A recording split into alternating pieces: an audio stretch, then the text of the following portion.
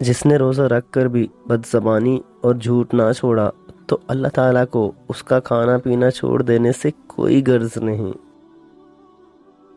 نبی کریم صلی اللہ علیہ وآلہ وسلم نے عورتوں کو خبردار فرمایا، اے عورتوں کی جماعت، صدقہ کرو کیونکہ میں نے اہل جہنم میں تمہاری اکثریت دیکھی ہے۔ عورتوں نے پوچھا، اے اللہ کے رسول صلی اللہ علیہ وآلہ وسلم، اس کثرت کا سبب کیا ہے؟ رسول اللہ صلی اللہ علیہ وسلم نے فرمایا، تم باکثرت لعنت ملامت کرتی ہو اور خاوند کی نافرمانی کرتی ہو۔ میں نے تم جیسی کم عقل اور دین کم رکھنے والیوں سے بڑھ کر عقل مند اور دور اندیش آدمی کی عقل لے جانے والا کسی کو نہیں پایا۔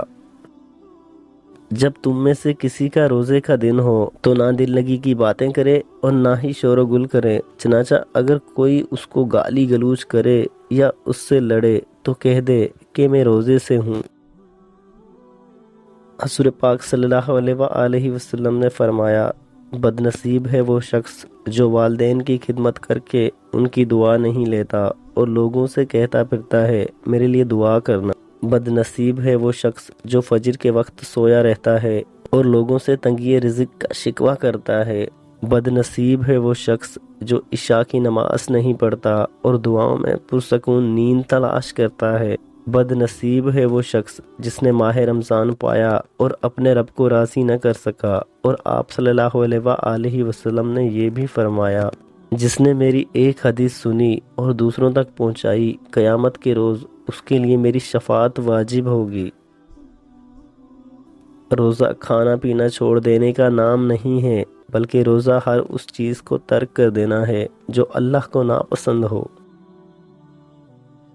حضور اکرم صلی اللہ علیہ وآلہ وسلم نے فرمایا، جب رمضان کا مہینہ آتا ہے تو جنت کے دروازے کھول دیے جاتے ہیں، جہنم کے دروازے بند کر دیے جاتے ہیں، جبکہ شیاطین زنجیروں میں جکڑ دیا جاتا ہے۔ ایک دعا جو حضرت جبریل علیہ السلام نے مانگی اور جس پر نبی پاک صلی اللہ علیہ وآلہ وسلم نے آمین کہا، ہلاک ہو جائے وہ شخص جس نے رمضان المبارک کو پایا پھر بھی اس کی مغفرت نہ ہوئی۔ اے میرے رب، مجھے بخش دے، مجھ پر رحم فرما، تو سب سے بہترین رحم فرمانے والا ہے۔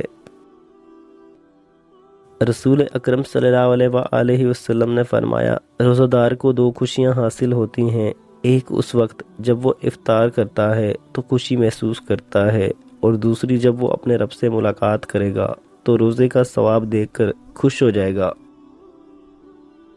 رسول پاک صلی اللہ علیہ وآلہ وسلم نے فرمایا، اسلام کی بنیاد 5 چیزوں پر قائم کی گئی۔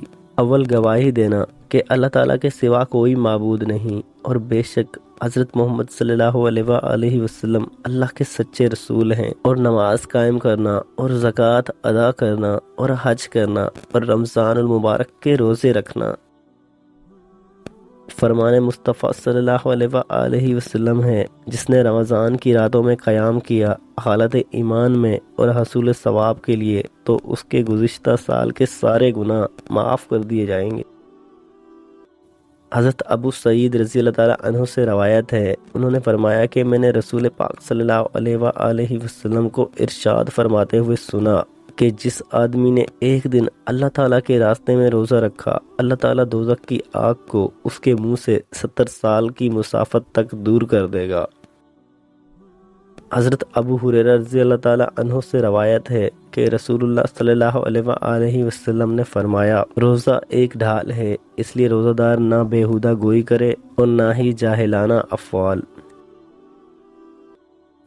حضرت ابو ہریرہ رضی اللہ تعالیٰ عنہ سے روایت ہے کہ رسول اللہ صلی اللہ علیہ وآلہ وسلم نے فرمایا، روزہ میرے لیے اور میں ہی اس کا بدلہ دوں گا، اس میں دوسری نیکیوں کا ثواب اصل نیکی کے 10 گنا ہوتا ہے۔